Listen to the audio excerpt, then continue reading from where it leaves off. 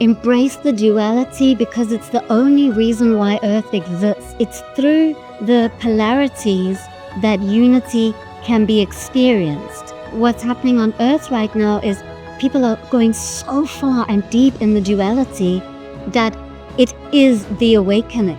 Like, it's going so polar opposite, and people are becoming so attached to their opinions and beliefs that it's creating a space where you're able to see the duality. Whereas before, the duality was just kind of playing out underneath the surface. Now it's in our face. We cannot hide from it. And it needs to be seen in order to consciously choose that we've had enough of it. There is truth, pure consciousness, and there is the mind. And the mind needs to exist in order for this wonderful dreamlike world that we're experiencing to exist.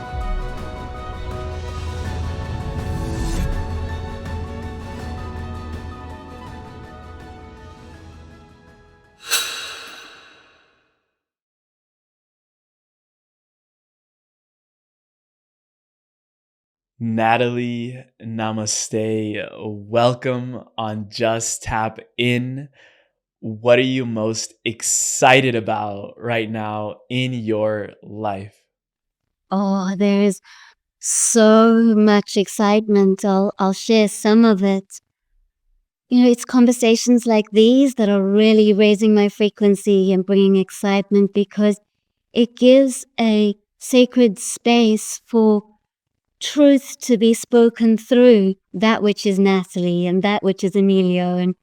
And so I'm opening myself more to having these conversations so that those that are listening are not only hearing the words, but also something energetic happens inside and activates an awakening that is so deep and profound. And I feel like that is creating ripples on our earth. And just recently, earlier in the year, in July, I was with Lee Harris on a retreat, and just being with him, and he said, Natalie, create a space where your unique essence can be shared with the world.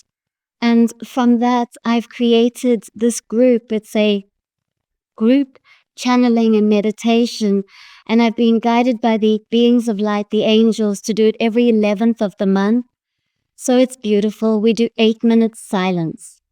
And that's where people can tap into the wisdom of their own truth, because everyone has all the wisdom inside of them. We don't need a teacher or a guide, but it is lovely to have that to support us sometimes when we're in the unknown space. And so, yes, so that's this beautiful 11th space. And I love numbers. I love the energy of 11 because I believe that many people are seeing 1111. Many people are like, whoa, what is this 11? And what I've channeled is that the number 11 is reminding us that we have never been separate. That's part of the illusion of the mind. And the truth is that we are already whole. There's nothing to heal. There's nothing wrong to fix. It's not even about trying to move away from the mind. It's about embracing everything that is and coming back into that oneness that we are. And so that's why the number 11 is so strong.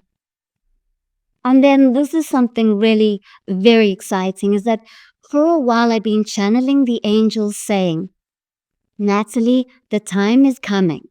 It's coming. Prepare your energies, meditate, be still. Be within it. Be meditating in with every moment. Be the awareness that is. The time is coming.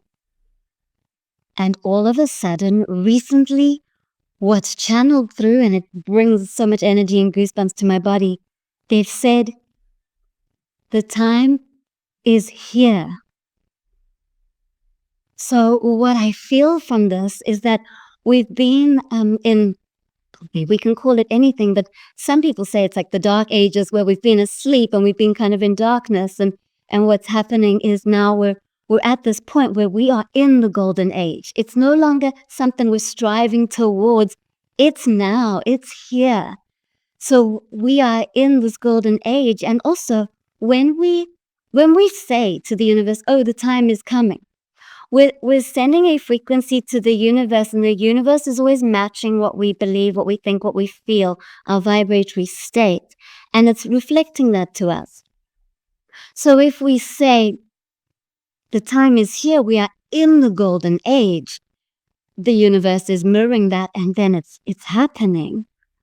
And so I see it as the beautiful ocean, and we are sitting on the beach, and the sun is just rising above the ocean, and that golden light is coming towards us and all over, and those that are ready for the fullness of the golden light receive it fully, because the universe is very gentle and soft and loving. It's not going to bring anything too fast for someone who's not ready.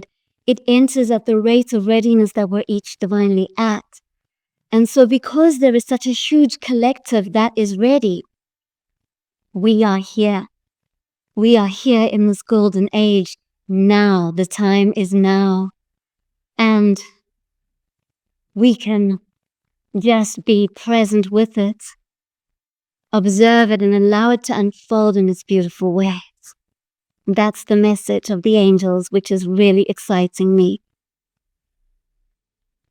Goosebumps as you were talking.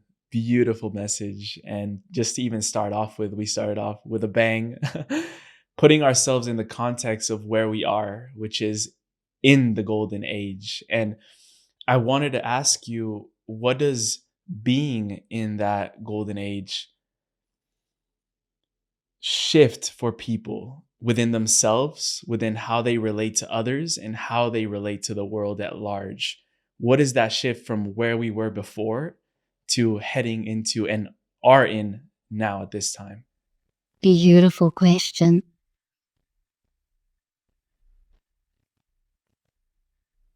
It is beyond the mind. It is in the here, the now, the present moment, which is the only moment that exists, because every single thing that is beyond the truth is of mind. And so we've been caught up in this attachment and repelling, attaching to material objects, attaching to particles and form, attaching to beliefs, holding them close to our hearts and not wanting to let go of the belief, and feeling safe within the constructs of the mind and the dream in which the mind and the personality is living. And that has been the energy and the age that we've been in for quite a long time.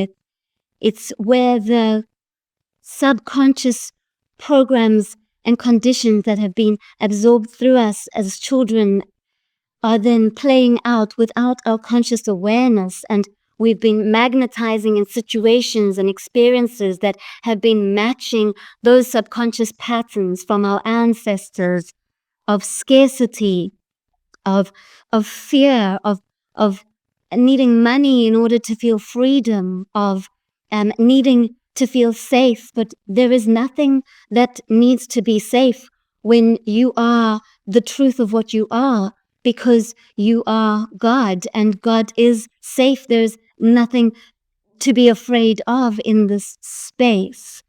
And the more we awaken to this truth, which is the only truth, fear will arise, because it is, you could call it a death of the ego, you could call it a focusing of the mind to a singular point where the mind is no longer having free reign to play with many different plates and ideas. It becomes more focused in the present moment, and it's not creating more beliefs, and it's not creating more ideas. Rather, it's getting curious and getting interested in what's happening here and now. This is the true awakening that's happening. All else is part of the mind, part of the dream, which is a wonderful space to be in. We're here to enjoy it. But we can enjoy it so much more when the mind is less active in its thinking and more active in its being in presence. And the gateway through is the heart. The body is a sacred instrument. Being present and fully aware of the energy, the life that is in the body, we are awakening to the truth that we are the creator, that divine energy that's creating. We use the mind to receive the thought and create with it. We are also the act of creating. We are the experience of it. And we are the observer, the witnessing energy behind the creation. This is the golden age, the time of great awareness that we are God on earth. We are no longer attaching to the personality. We are not the mind, we are beyond it, and the mind is yet within it. And in this expansion state, there are many polarities that you will be met with. Fears will come up. We don't try to change them. Trying to change a fear is like trying to change a beautiful raindrop that's landed in a pond of water that's creating a sacred ripple, and then we stick our hand in to try to change that ripple, and more ripples get created in all different directions. Rather just observe, watch the ripples, watch the mind, and be in the here, because the golden age exists inside of you. It is here. There is no future. That is part of the mind. There is only now. Dropping into the sacred stillness is where you will find you.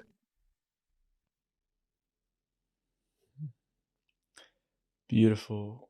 What are some of these qualities of God that we are beginning to embody more of on planet Earth and in our physical sacred instruments that is our body?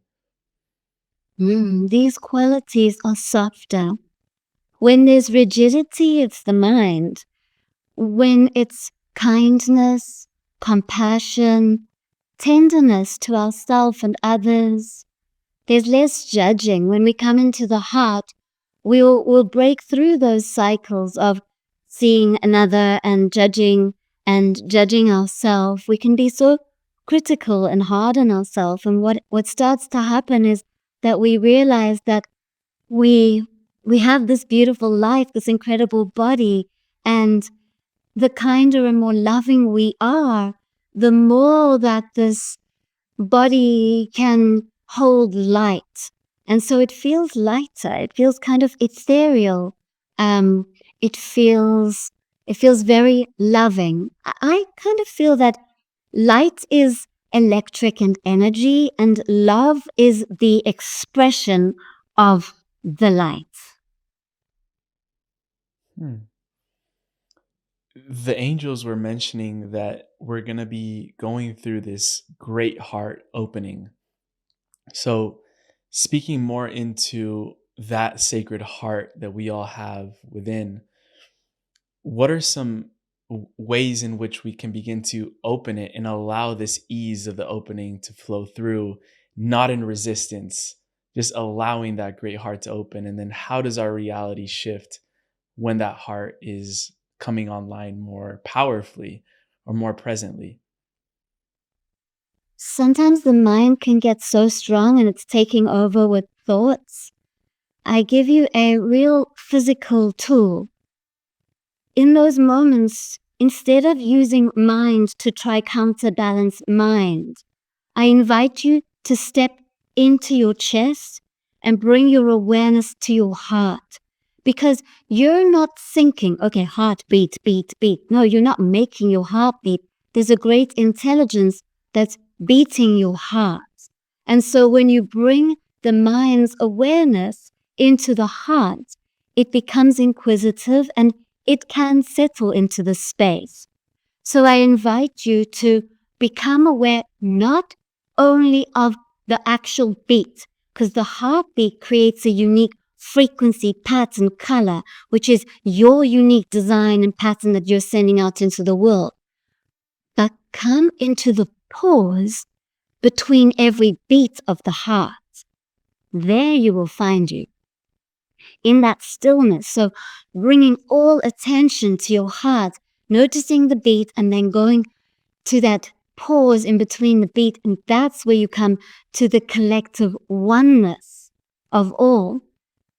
And so that's a real tool that you can actually use when you're going through these stages of intense mind and intensity. Sometimes the mind can say some harsh things and make you feel really uncomfortable and bring a lot of emotion. In those moments, you'll remember these words and you'll be able to bring that focus here and just trust that it can transform and change the reality and the experience that you're currently having. Beautiful. We opened up talking about the number 1111. And I remember when I was first waking up, I would see these angel numbers everywhere. I still do, to be honest. There are some that, like right now, it's 777 for me.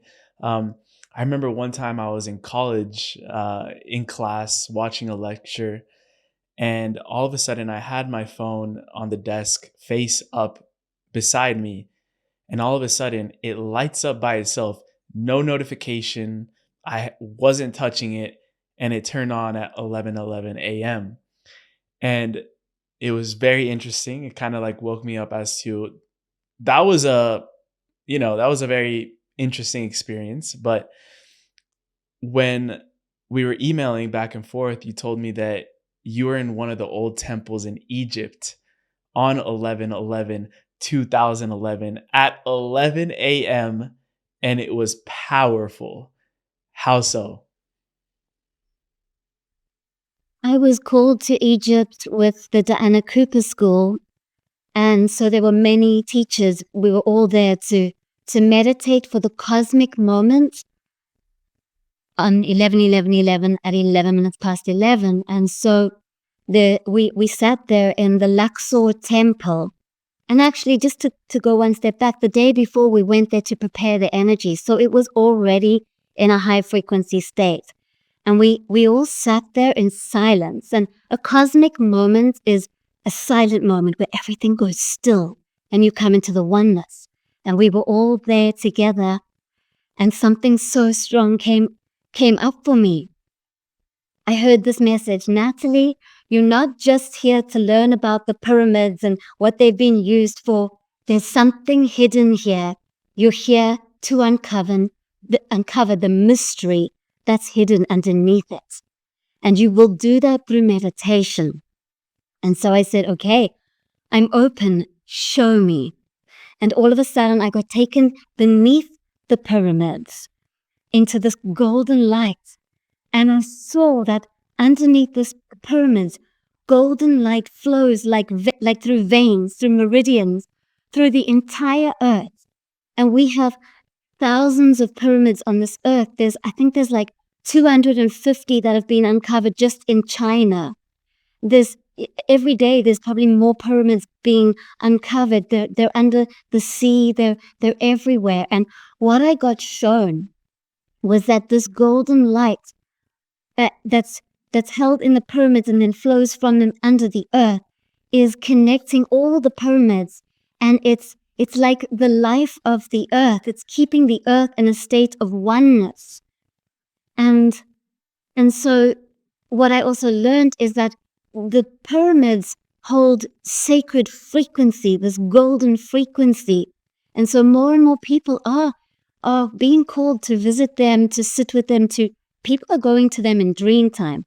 I feel like anyone who's here listening was part of building them or has had a past life connected to the pyramids. And the way in which you can uncover that is through meditating and visualizing them, and let the pyramids show you the mysteries. So so through that meditation, that was a very key and powerful experience to see that the whole of the earth is connected through the golden light of the pyramids. It's like their energy power centers that are ensuring peace and harmony throughout the entire earth.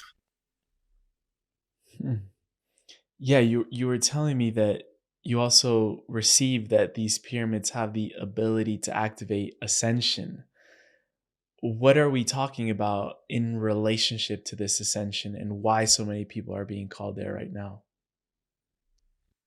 I feel and believe that the pyramids, the way in which they're built, I feel like they're built by very wise beings, most likely as incarnated in past lives, however it is, um, beings that could defy gravity, that could use the power of energy to make the stones weightless and energetically move them with their minds and create them.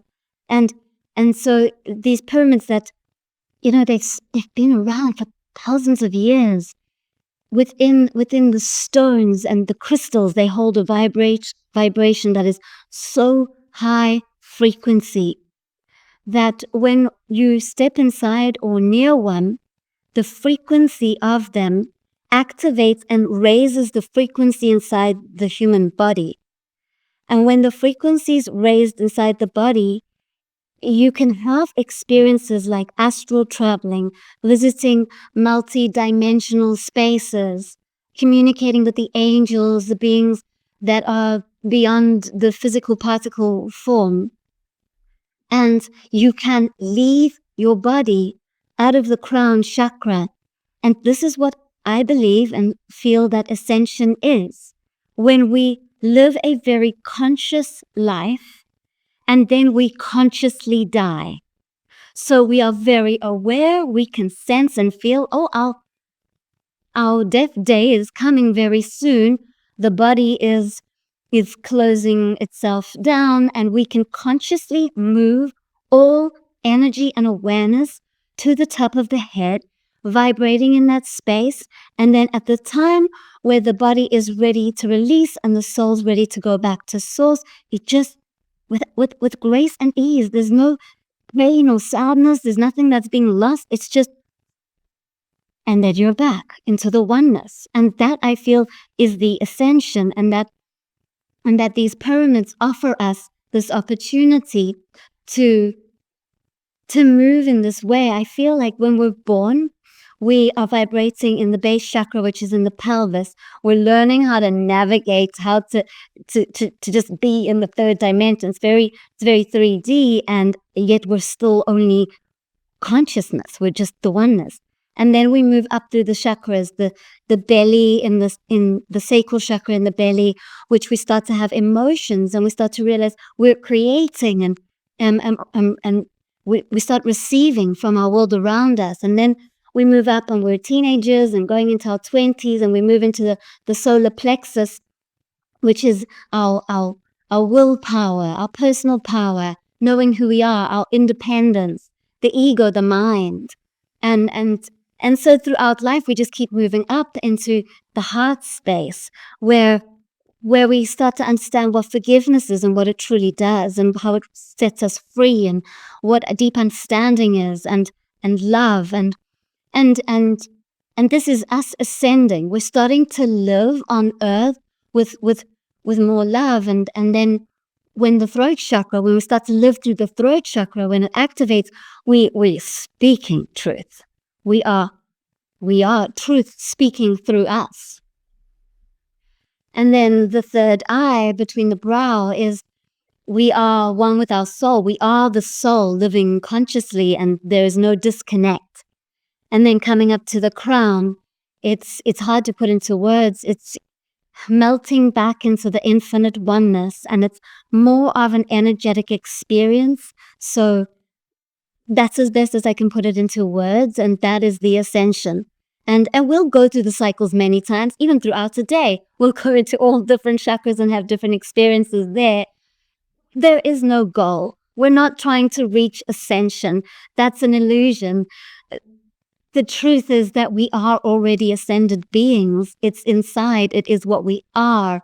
And so It's living through all of the chakras all at once. It's being present with it all. And the pyramids help us to reach that awareness. Hmm. What's really interesting is that you've actually personally helped 3 people leave their physical bodies where they died and returned back to that oneness, that light. And you began to download a lot of insights and information about our soul purpose and why we choose to even come to this earth in the first place. So, what was it like helping 3 people transition out of their physical body? And what did you learn about the soul's journey from there? It's amazing because the three were so uniquely different. One of them was clinging to life and was fearful of dying. And on the day that they died, so we didn't know, it was morning time, the daughter visited the mother, and and and the daughter had this feeling like, oh, um, mom's gonna find a way to get her words out because she couldn't speak. The body couldn't be used for speaking. And moments later, boom, my mind was taken over by this person's voice. So it's their accent, it's their voice. Like there's no room for Natalie.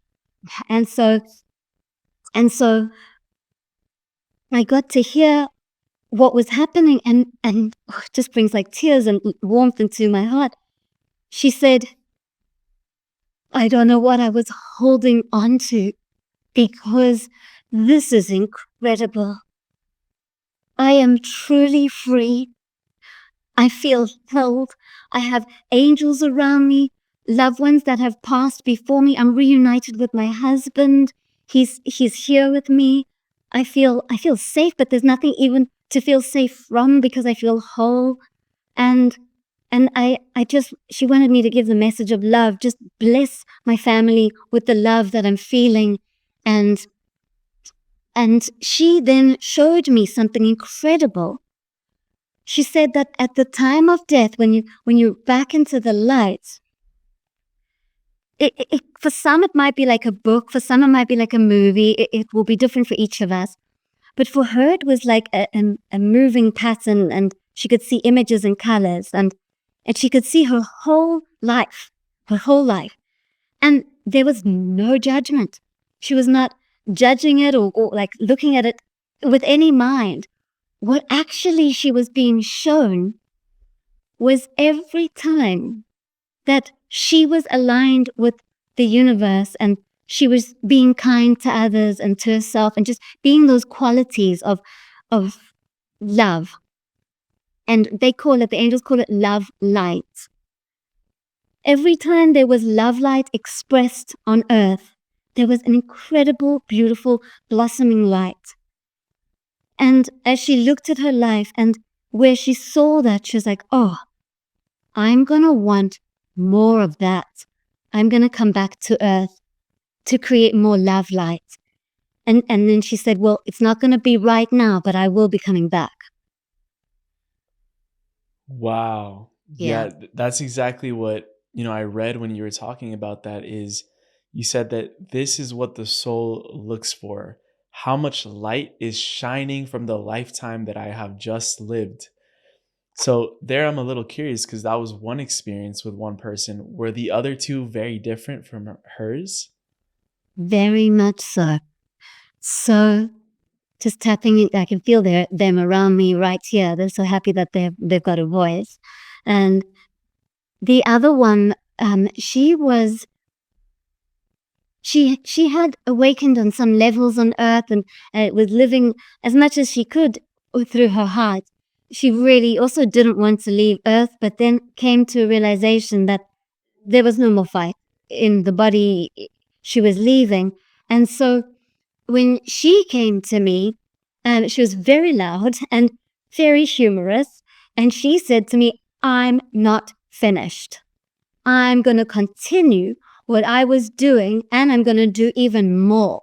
So I'm born in South Africa. She says I can say it. She is my aunt. And she was in South Africa during the times of apartheid. And she created a great positive ripple during that time and really stood up for all peoples are one. She actually had to leave South Africa because she stood up quite loudly. And so because she didn't get to have her voice fully, and she did continue. She continued for the rest of her life until she left this earth.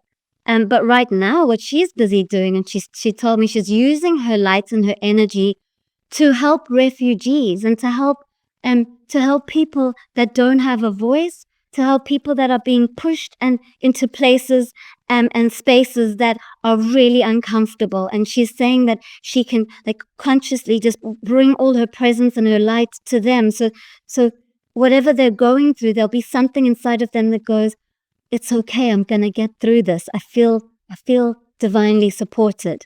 So she's busy actively doing that. Hmm. I'm I would love to also give a space for her voice because she was part of such a monumental shift in apartheid. What message would she like to come across regarding the division and the polarity that we're seeing in some of the major countries around the world, such as, we just had these elections in the US, and I'm seeing and I'm feeling a lot of, division, polarity. I had never witnessed so much division, for example, on the channel, in the comments, and like people are really gripping onto one opinion and versus the other. I'm curious to know, since she had this experience where she wasn't able to maybe complete that cycle of helping neutralize that division, what she would have to say now about that. She says, embrace the duality because it's the only reason why Earth exists. She said that it's through the polarities that unity can be experienced.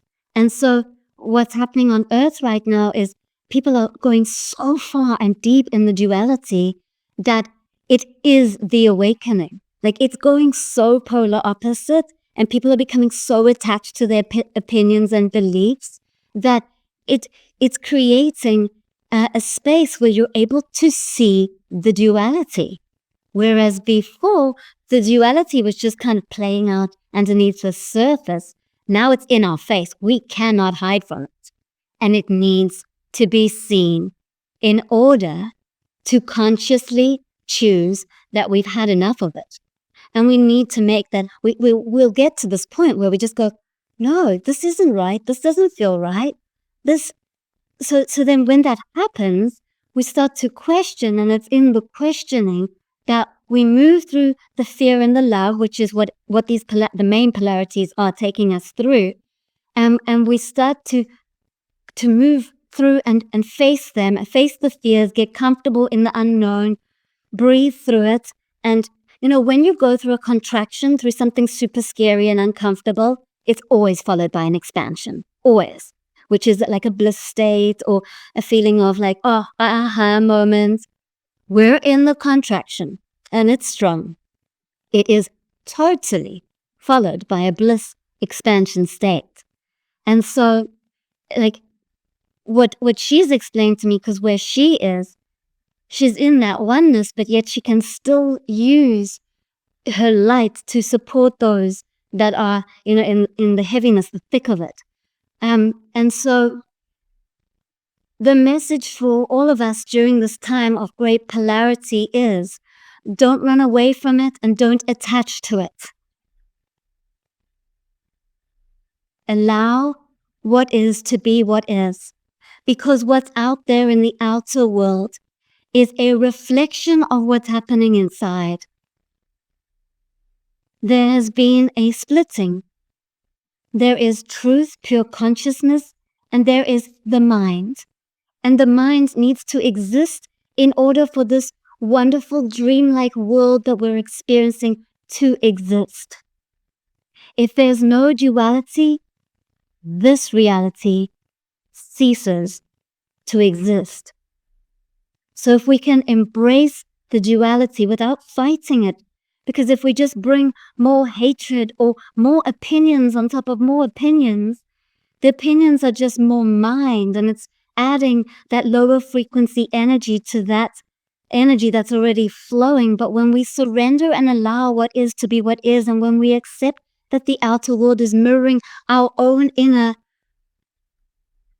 I don't want to use the word wall, but it's coming in. I'm resisting, but they're saying I need to accept. So, accepting the inner war that's happening where we're fighting our own mind, and we stop fighting it and we just allow it, and we know that we're not the mind, and we start to create an arm's length of space, that we're not it, and we don't have to believe everything we think, and we don't have to believe everything that's happening out there.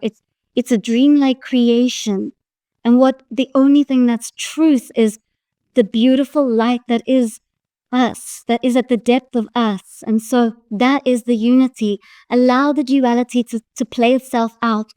Don't feed into it. If you have an opinion, you're feeding that frequency into it.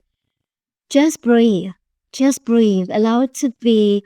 Observe it, bringing more awareness into observing what is. And that doesn't mean you don't act. It means you come into a place of stillness. And instead of acting from the ego personality that wants to create something from a lower vibration, you actually do act. You act from a higher frequency and awareness of love. And that is the place that you want to act from. So just being aware of the mind and what it's telling you and how it's splitting you, and coming into the stillness every time, coming back to the stillness, and then you will be able to be more comfortable with these great changes that are happening on earth and the great polarity. You will be able to sit in the polarity and kind of laugh and smile and watch as it's unfolding, and know that as you are deeply present, more light of your soul is able to be embodied, and that light makes a bigger and better difference to the world than your thoughts. Mm.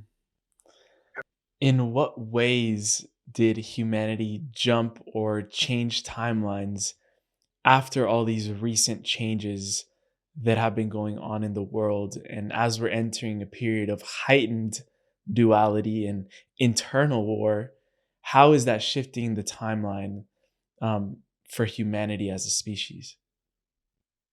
Well, because it's so intense for us, it's making us cry, it's making us angry. It's bringing up all of the emotions, and these emotions are good. We hold space for them, and so it's through these emotions that we're becoming so aware of our peaceful presence beneath it. And I'm just going to take a breath because it feels like there's multi awareness here. So with the timelines are of this dreamlike world. The timelines are created through the mind. So what it means is you have an idea, you like the idea, you get excited about it, so it creates a frequency in your body. You send that frequency out and you magnetize that timeline in, and you have that experience. So then if you're becoming more aware of yourself and you're becoming more compassionate, more patient, you're having your emotions, but you're not just reacting from your emotions. You're not just shouting at people and getting angry and splurting this energy out there. You're just taking a pause, and you're conscious and breathing, and then you're taking action from that space. You shift your timeline. So instead of having something which could have been quite an intense human experience, like a car crash, or just some people have physical pain, like dis-ease or illness, because you're shifting your vibration and your awareness, you'll magnetize in a softer experience. So it might be that you just stub your toe, simple as that, rather than getting really sick. So with this awareness and shifting of the timelines, we can bring in much softer experiences and ways of learning and growth. It's beautiful. Mm. I love that. Softer experiences, because we're so used to learning from pain, from fear, from prolonged pain, which is suffering. And maybe that's becoming less of an attractive choice for people. And I don't know what necessarily caused that to happen. If you have any insight as to why maybe as individuals we're choosing the softer experience versus the harder ones. Yeah, if there's anything that comes to mind with that. I feel like there's been a collective belief on our earth for so long that we've believed that we we learn and we grow through challenge. And if we believe that, that's our reality. That's what we're creating. There's a whole lot of very high frequency souls coming onto our earth right now. And one of them is my sister.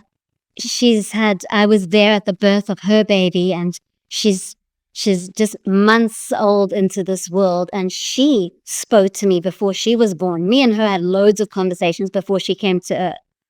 And she said to me, she said, there's a wave of us coming.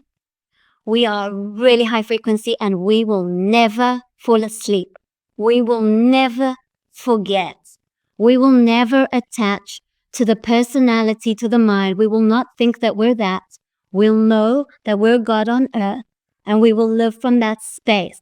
And from that space, we know that we learn through what we believe, what we feel, what we think, and we will use our mind, our feelings, and our presence to create from that space, which means it will be less painful, it will be softer.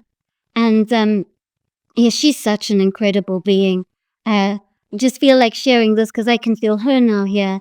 And it's something beautiful that happened because I was there in the ceremony of her birth. I was beautifully invited to be there in that space. Um, and the midwife was sleeping, and we were just like resting in the space as mom was going through labor. And she came to me and she said, Natalie, I'm coming now. Get everyone. I'm ready. And she came at the breaking of dawn with the new moon. Yeah, she's a wise one. I'm gonna sit and meditate with her as she continues to grow up, and I'll share more of the wisdoms that we channel together. That's beautiful. It's gonna be the first 6-year-old to come on the podcast because I can already feel that she'll be coming in with some heightened wisdom. What else do you think these new wave of children are here to create in the world? Oh, immediately I get this image of this golden age, and so what it looks like is it looks like even the buildings, the way in which we build is more with awareness. So we choose the stones, the crystals. I have a hotel space, and my husband and I actually put crystals and affirmations in the ground. And so I feel like with this, we're going to consciously be creating the building. So each person's home will have a unique frequency that when they enter into it, they'll be in that meditative state and they'll be in that wholeness. So there'll be less disease because we'll no longer need to learn through that. Will the foods that we eat more conscious in the way in which we grow foods. I feel like in golden Atlantis, the waters were so pure and clean that when we would go and drink them, we would feel the water move through our whole body. So we're gonna be moving towards this again, where we're one with nature, where we're able to go and walk in between the trees and not think, am I going crazy when we hear the trees talk, but go, I hear you, trees. I hear you, nature. I feel you. And I feel like we'll have more communities. In the beginning, more smaller pods of community, people that are in resonance, like-minded awareness will collectively come together and want to live closer together to share each and everything because we've all got a unique gift to share. And so I feel like these communities will come together and then the communities will link up energetically just like the pyramids have. So I'm very excited about it. And it's here. It's within us. So let's believe and let's be in it and let's see it happen. I also see a future where certain souls begin to start waking up all around the world. And that represents every single person that is watching this conversation. They're beginning to pop and kind of pierce the veil into a new awareness. And what we're doing now, I think this is just the first phase of connecting those grids and networks together. I'm really excited to see how it'll unfold in the second phase, and I know I'll be around for it. This is like the first wave of getting everyone those like imaginal cells in the caterpillar that tell the caterpillar it's time for a metamorphosis. It's time to become a butterfly. But first of all, those imaginal cells need to talk to each other, which is what we're doing. We're talking, we're having conversation, we're exchanging codes. Um, I'm really excited to see the next phase of that because I think we're ready for that now. We've had enough of these conversations where we're just activating each other, but what does it even look like when we come together in person? That is the next stage, I feel, and I'm lucky to be playing a part in that. To go even deeper into this heightened sensitivity that is emerging for people right now, how would you describe these symptoms of a heightened sensitivity? Because I know you have that. You were telling me that you can hear and feel the frequencies in your room, and you're seeing these beings of light, these angels. um, for someone that is beginning this sensitivity and opening up their senses, what advice would you have for them? Don't be scared of the unknown. The darkness is actually really warm, nurturing, and loving. It just wants to embrace you. So instead of retracting, just take steps as slow as you feel comfortable with. Go with what's comfortable for you. There's no pushing here. It's effortless effort. Just as you start to feel and experience more, be curious and observe it. So when I first started to see a lot of colors and auras and energies and lights and hearing the frequencies, I was like, what, am I okay? Are my eyes okay? And I went to an optometrist and he said, no, you've got 20/20 vision. And and and just knowing that this is actually normal to see colors and energies and hear frequencies. It's not tinnitus. It's frequencies that are higher than this dimension that I'm used to hearing. And so where fear arises in those moments, ask for help. There's so many, you can share with someone, speak about it. Like, you don't have to do this alone. We're all here together to help each other, and we might not know all the answers in that very moment, but the answers are deep within us, and we can uncover them and get to them. And so yeah, embrace it and see where it takes you. Because like right now, right here, my whole body is vibrating and I feel like I've turned into energy. And when this first started happening to me, it was very strong in the solar plexus. Felt like kind of feel a bit nauseous and dizzy. And I was like, whoa, am I gonna leave my body? Will I ever come back? This is scary. But then I just breathed through it and I said, but Natalie, this is what you've been looking for. So take one more step forward. It's okay. Come into the unknown. You will be held here. And so it's just like kind of speaking to yourself, nurturing yourself through it. And then more and more will open up. It's limitless what we can experience here on earth. Yeah. And I know you were talking about seeing auras in different colors. Does each color have a different meaning that you associate with? Yeah. So we've got this spectrum of colors and lights. I see color as light, so it's not like a tangible color.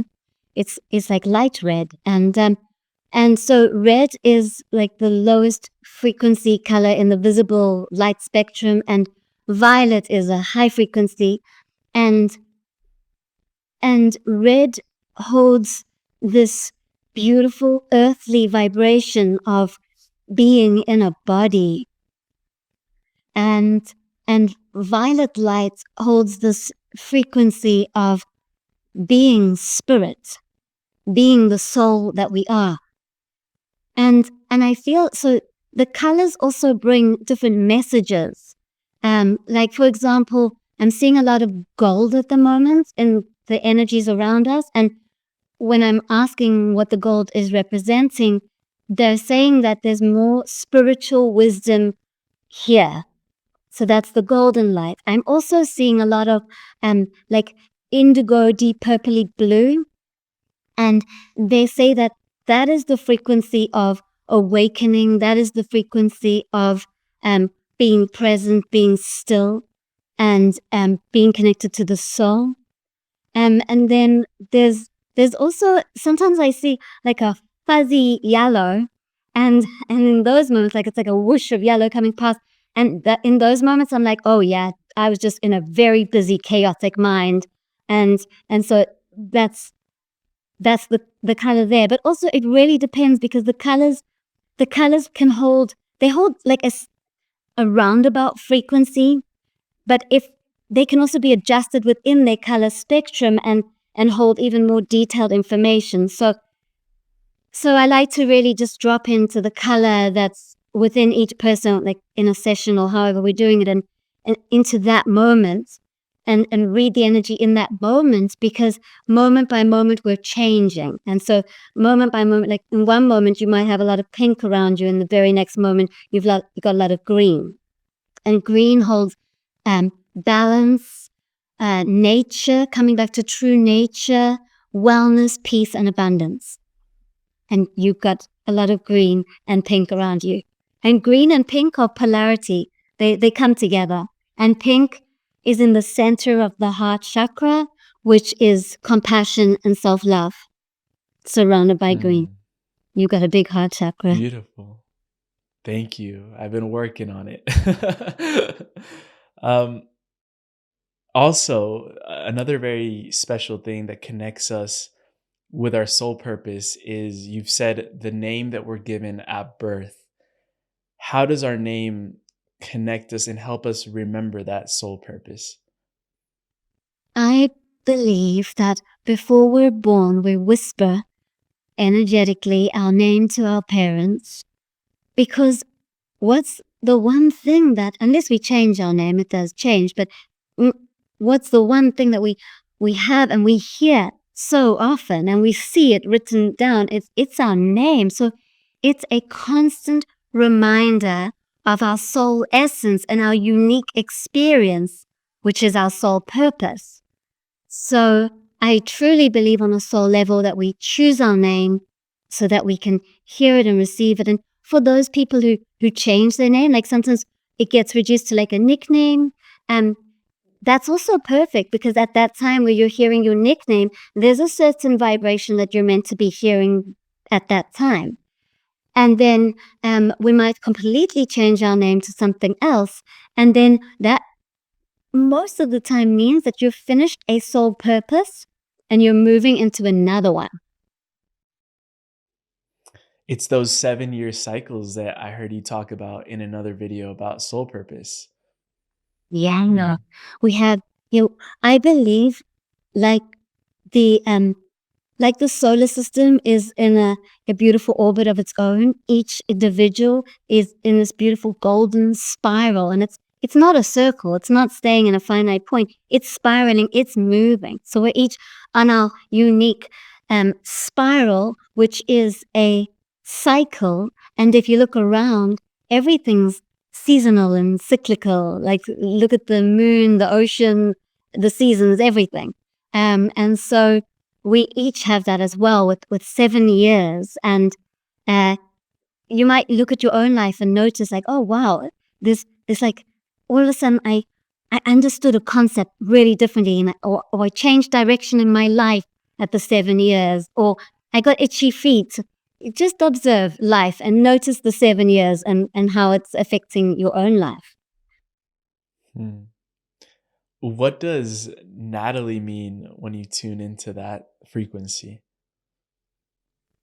I've never been asked this. Thank you.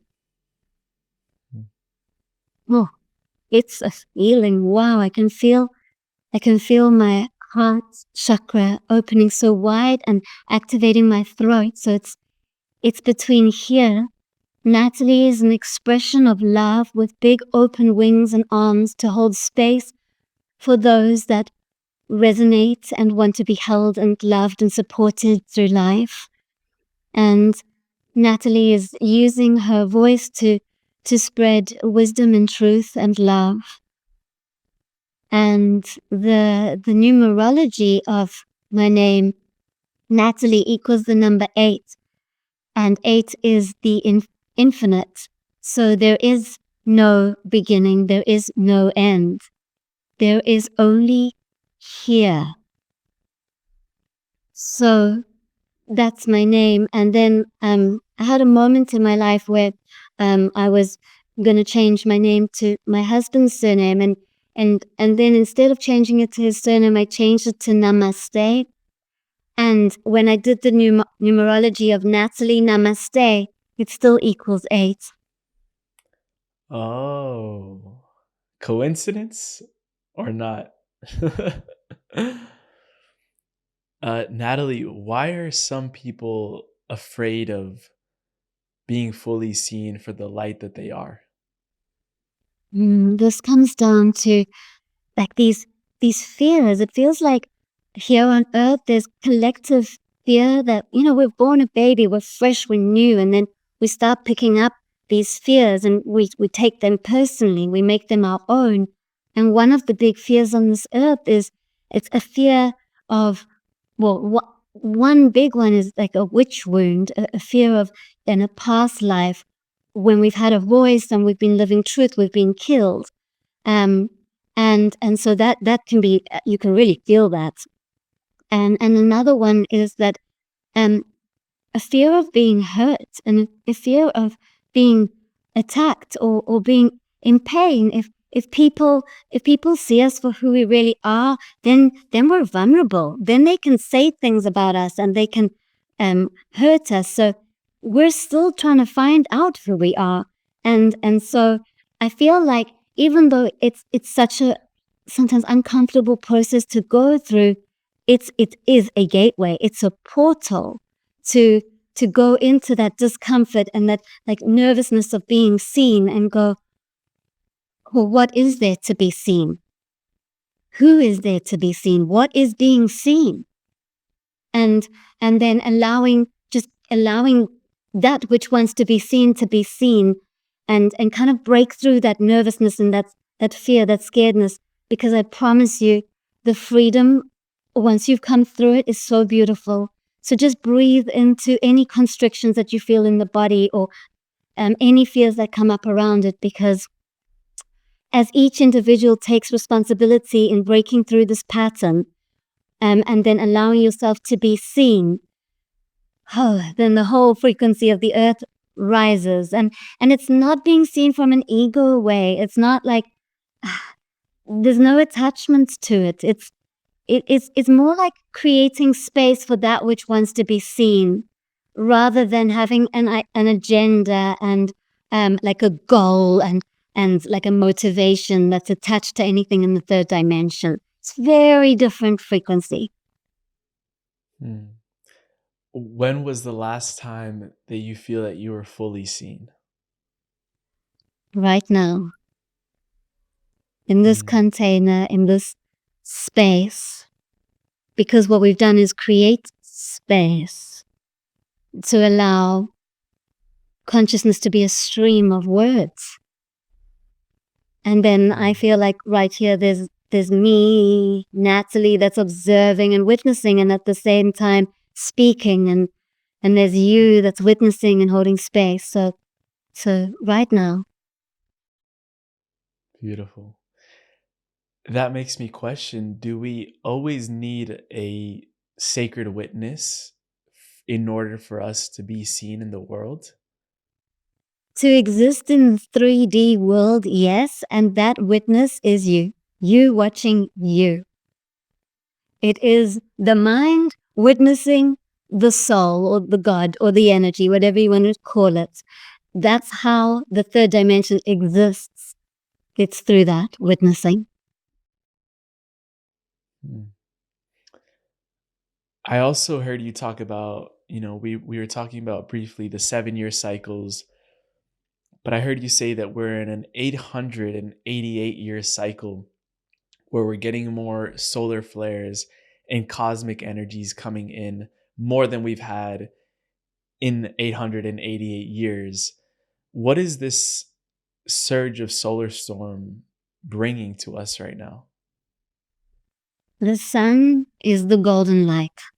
So let it rain on us, let it shine on us, let it bring these solar flares because it is awakening fear in us, which we need to face and hold space for. We don't want the fears running our system, making us react to our environment. We want to see our fears. So it's bringing light into the shadow and the dark spaces and giving us opportunity to, to be okay in the darkness and the unknown, and it's building in intensity. So just like we spoke about those polarities, they're coming in strong. People are very opinionated, and the wars out there are showing themselves. We're in a time of strong duality, and so with the heightened solar flares and like all the things that are happening in our world, volcanoes erupting and um storms and like Mother Earth, she is getting an opportunity with these solar flares. She's getting an opportunity to release some of her shadows because she is a mirror of us. So if we have shadows, she has shadows, we're all one. And so it's that this is what's happening. And I really just want to bring to people's hearts that it's not something to be afraid of, but if there is afraidness showing up for you, it's okay. It's okay to witness. You are not that afraid energy. That is an energy that's moving through your system. Emotions last 90 seconds when you witness them. When you attach to them and you believe that you are the emotion or the thought, they'll last longer. So just like the cosmic flares and all the things that are happening in our world are happening, witness them and know that it's okay, whatever it is that you're experiencing. Hmm. I know you're also a Reiki master teacher. What was it like when you held your mother's heart in your Reiki hands? Whew, that's deep. My my beautiful mother, oh, it's emotional. She has a strong mind in her beliefs, and her beliefs are a different frequency to my beliefs. And so she has a lot of fear when it comes to Reiki. Um, and so I use different words with her to help her because words are just words. It's all energy. So I will use Jesus and God and words that make her feel comfortable. And I love Jesus and God. It's all beautiful. It's all part of it. So there was this moment where she almost died, and I was nervous. You know that contraction before the expansion where you feel nerves. I was nervous to ask her if I can give her Reiki because I thought she'd just scream at me. And instead, she said, "Well, I'll try it. I'm open, okay." And it was just me and her there. We didn't call down to the hospital or the doctors. We trusted and gave faith in the present universe in the moment. And I held her heart, and so much light came through, and I could hear the angels singing.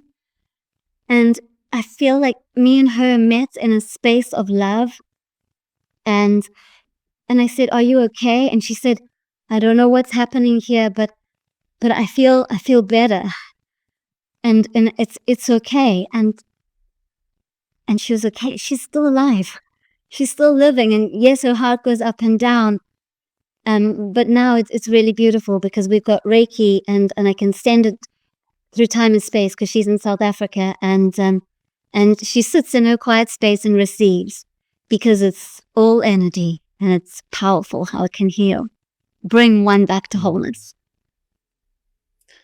Beautiful story. And that's inspiring. I was just wondering if, you would be open to the possibility of facilitating a Reiki activation for everyone tuning into this show right now. I know you can send it, as you just said, through time and space. So we don't have to be physically in a room all together, but that's going to send people a frequency of healing because you have powerful hands. And I can feel that from you.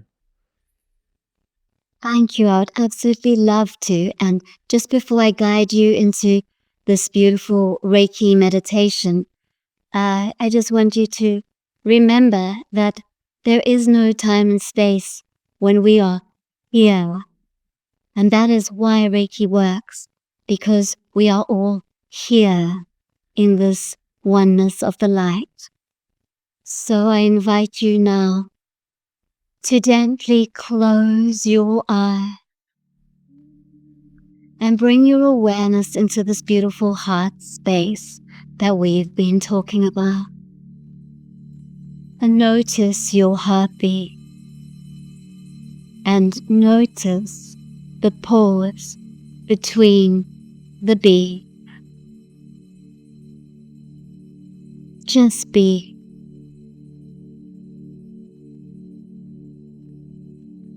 Become aware of your breath.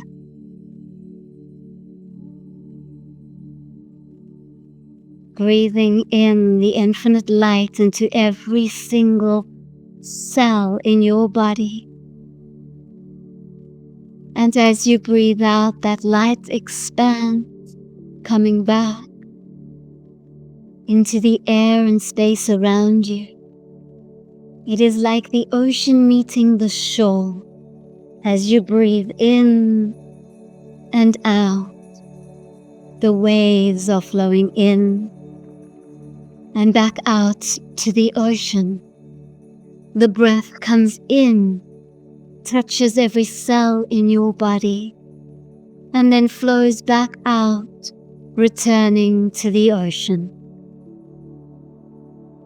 And as you continue to be here, observing the breath and the how, I am going quiet and channeling light, Reiki, universal energy, that it will flow through to you and that you may feel it physically. Notice sensations that you feel in different areas of your body. Notice what you may see through your inner closed eye.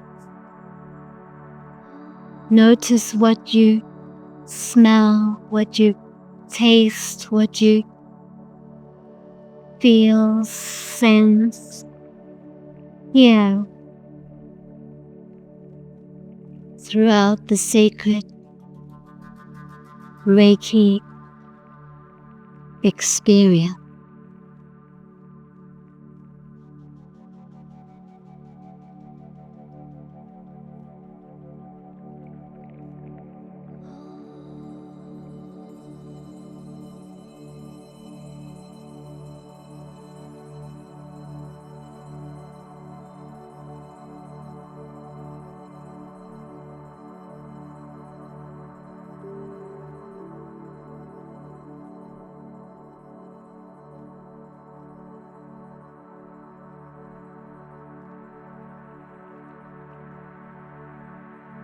And you are surrounded by a beautiful being. It may be a spirit animal that comes in, guardian angel or guide or loved one who has passed. And they have a message or a gift for you. Receive.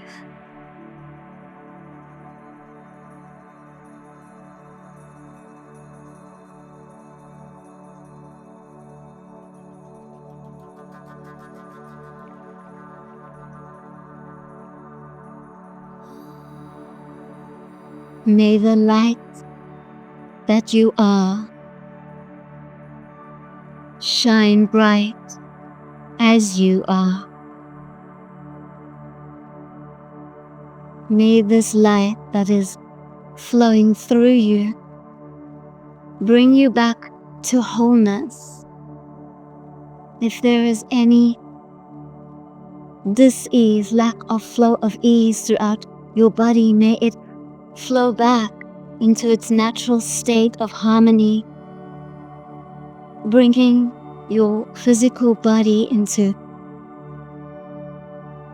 a state of health and vitality. This Reiki is healing. It is enlightening. There are codes of light that are now activating within cells of your body, that you feel lighter and lighter, that your frequency is lifting to the level that your soul wants to lift you to.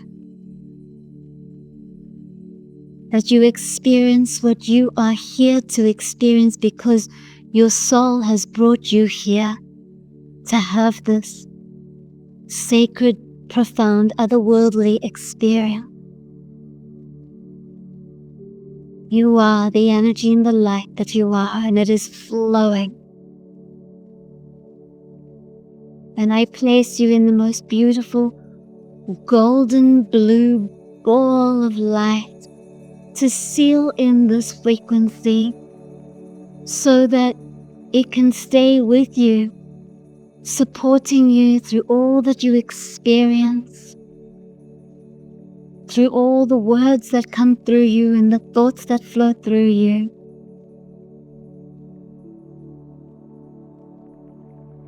You have received deeply.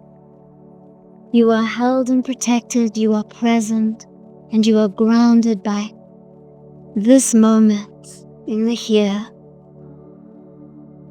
Bring your awareness to your feet, your sitting bones, your legs. Notice that Mother Earth is deeply nourishing you, loving you, and holding you. Every step you take and every breath you take, you are always loved, held, and supported. Take a deep breath in. And as you breathe out, you can gently wiggle your toes or maybe stretch through your fingers or do whatever feels good for you in integrating this current of light into your body. And then when you're ready, you can gently come back into the room by fluttering your eyelids open. And just take a pause, a moment to land back, to noticing all the wonderful things that you surround yourself with in your room, in your space.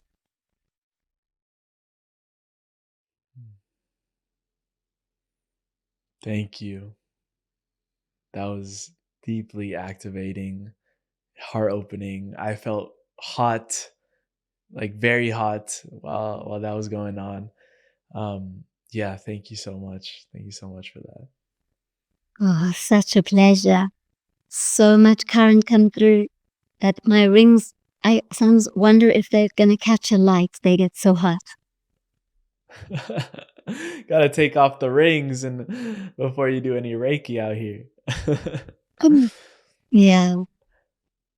Yeah. I know that when you're doing one-on-one sessions with people, you have this ability to connect with their soul. What are the most recurring messages that people's souls have told you that they need the most?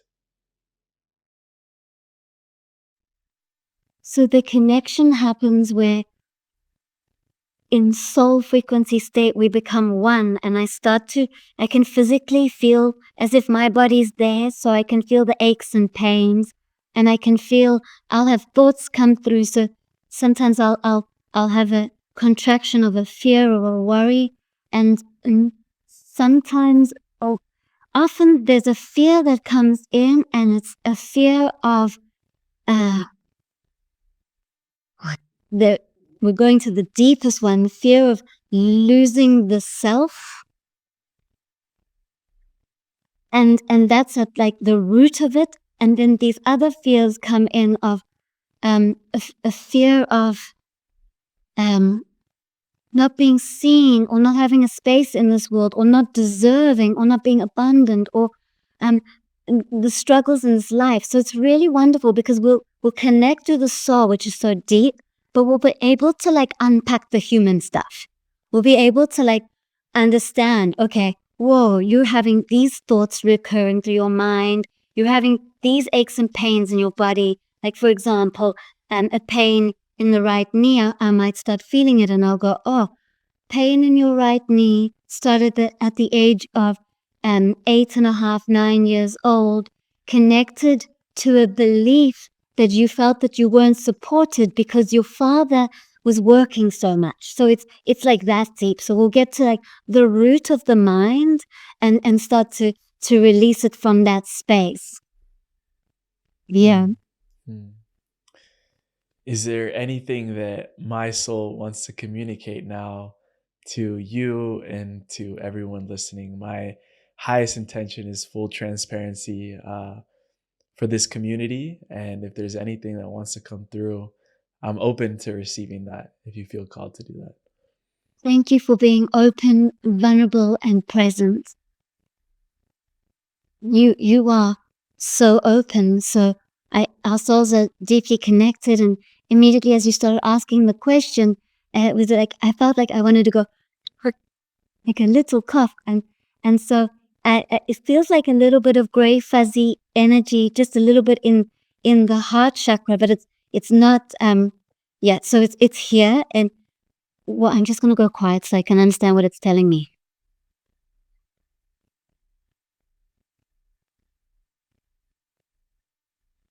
Okay. So your soul is saying there's like a wanting, like a deep desire. There's a desire to help and share the message and help more and more. Um, and with that beautiful desire, which comes with so much light, there's like just a tiny, you've done so much work. Basically, you've got a tiny bit of dust, the tiniest amount of dust that sometimes you may feel like a little hiccup of like, um, uh, apprehension is the word that it brings in. It's like, and sometimes it might come through as, is there a right way? Is there a wrong way? Which is the way? And I love that you're asking this question because you are releasing right or wrong. You're coming into this place of non-dual state. You're deep in this process. It's amazing. So that which is being shown here is part of that dual space, and that um I feel like you've received the message. I'm getting like this, like you know what I'm talking about. Mm. I do. And I've been wanting to cough the whole podcast because, as I told you before recording, I woke up the past few days a little under the weather. Obviously, we're entering into winter, a little weather changes as well. But it is that part that desires to continue doing this work, but there's still some sort of confusion as to the right way about it. Um, but yeah, I guess those answers will come about the more we ask those questions, right? There's a channeling for you. The right way is the way that is. So in each moment by moment, you'll just show up and allow. And it's in the allowing that truth speaks and is. So there is no right way. That's part of the illusion. If there's a path or a way that you need to become, there is only an allowing of what is in each moment. And each moment you will change, and your podcast will change with you, and the way in which you communicate will change. So just keep being and allowing, and that is the way. Hmm. Thank you. Is there any last message before we go into the segment of the final trio, which we ask at the end, that the angels want to come through with around what to expect in the year 2025?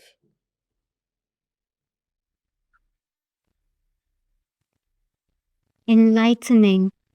More and more light is available to you. right here, right now. The angels are stepping in closer so that you can feel and hear them, so that you feel supported. 2025 will bring in the duality so that you can continue to release that which is not you, letting go of layers and layers that have been in this conditioned third dimensional society, coming back to the core of truth. And how this may look is that actual structures and buildings will crumble. There will be some physical buildings, so that's looking like there could be some seismic activity. So there could be some earthquakes, some movement of the earth. And so that happens physically, but it's also happening within creating these ways of change, releasing and letting go of what you thought you knew, and being okay to not know, unknowing. And banks are changing.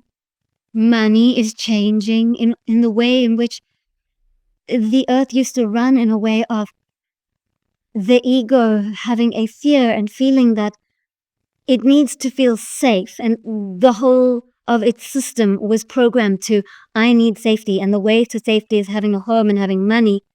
And the opening that is happening in 2025 is this realization that, well, I'm not really the ego, so I don't have to believe everything I think, which means that I don't have to run from one place to another trying to make sure I've got money to survive. The path's already laid out. I need to just let go and flow in that river and trust. And then money starts to change, and it's already changing. And money is golden, and money does grow on trees. It's paper, and so there's an abundance of it. And so the fear around money, which has been keeping it captive, is changing. And because that's changing, it's going to change in the physical reality as well. And we'll just see how that then looks.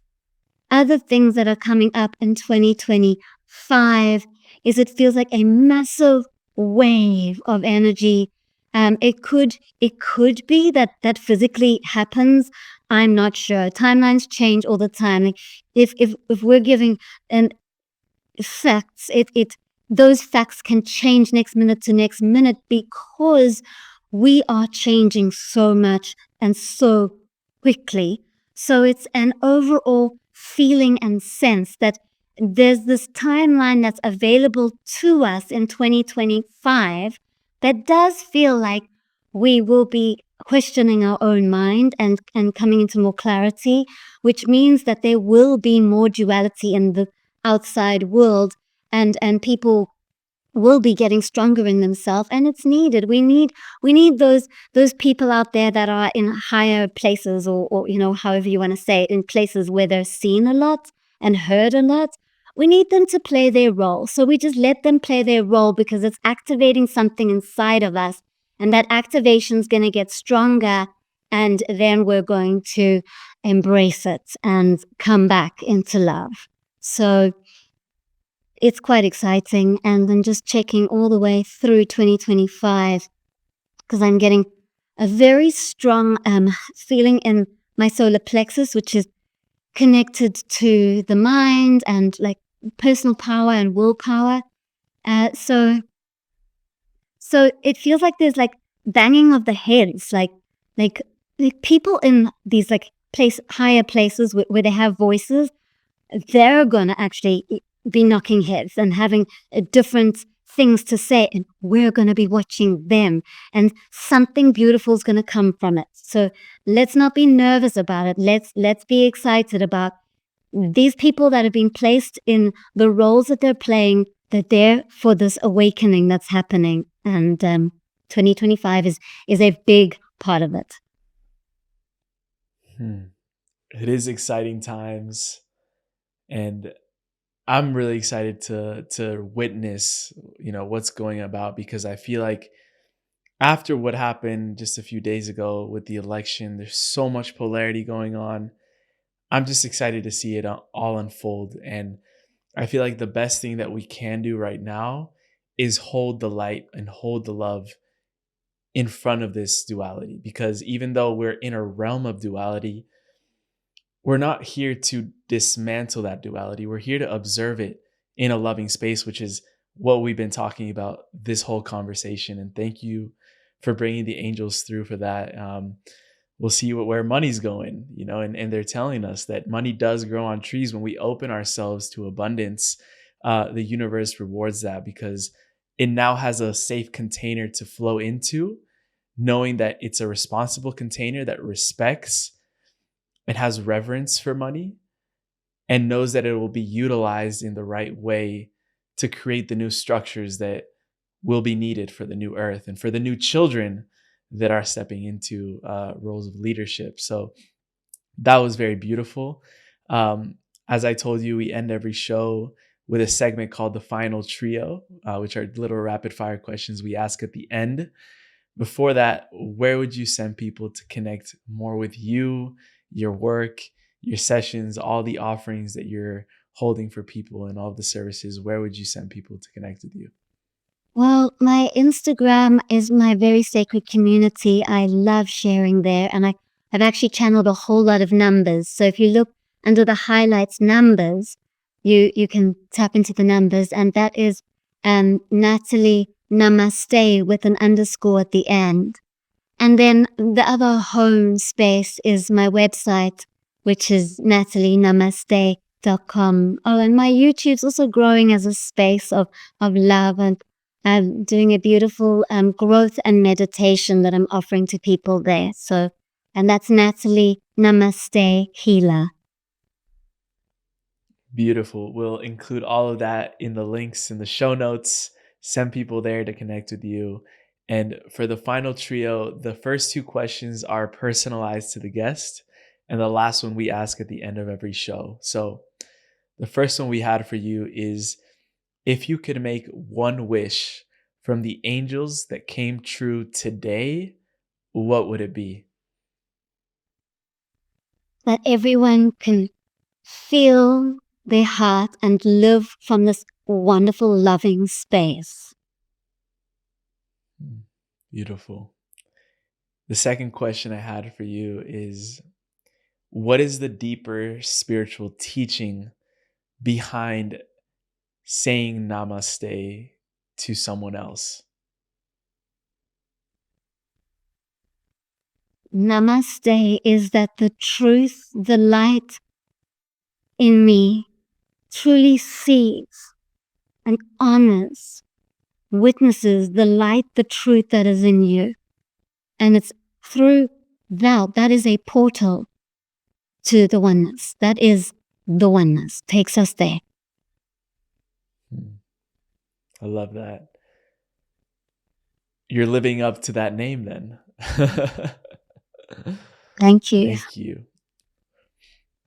The last question we ask at the end of every show, we call it the time capsule question. It requires us to travel out a little bit into the future, around 15 to 20 years down the line. I chose out those time frames because I believe that's going to be a time on earth when the current young generations of today will be stepping into leadership positions around the world.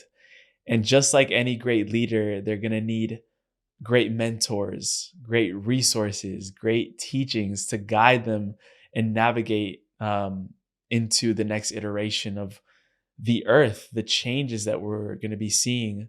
So you have the opportunity to leave behind a time capsule for these leaders. And inside of it, you can include anything beyond your wildest imagination.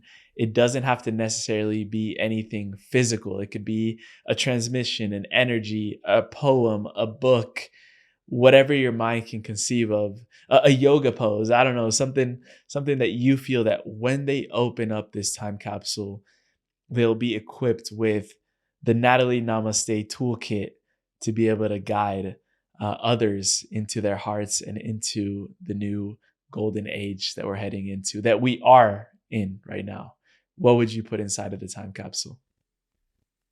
A pyramid that is filled with all the uh, wisdoms and also modalities that I'm working with. So they'd be able to go inside this pyramid, and there would be sound healing.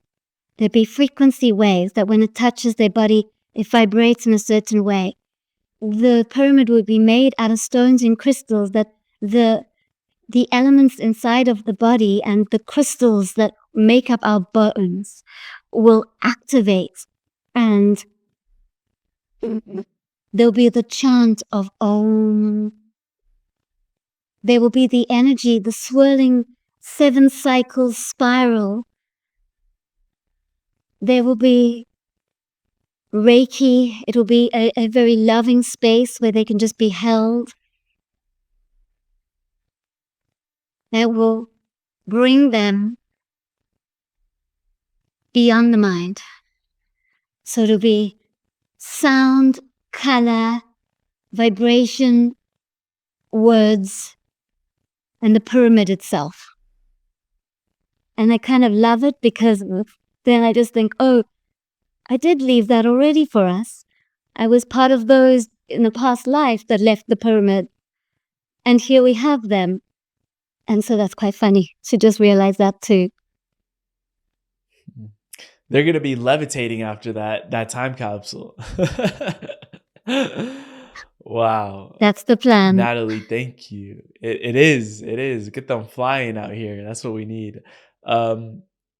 Thank you, Natalie, from the heart, for sharing yourself so openly, for really living up to what it means to be an embodied human in the frequency of love. That's the only way I can describe the energy that flows through you. So it's been such a pleasure and it's such an honor to be able to connect with you. I know we're going to be doing a lot more of these down the line, and I can't wait to visit you in Nicaragua and surf the waves over there. And namaste to you. I see the light in you. Thank you for shining it so brightly. And I look forward to the next one. Truly, thank you for holding the sacred container and being. Namaste.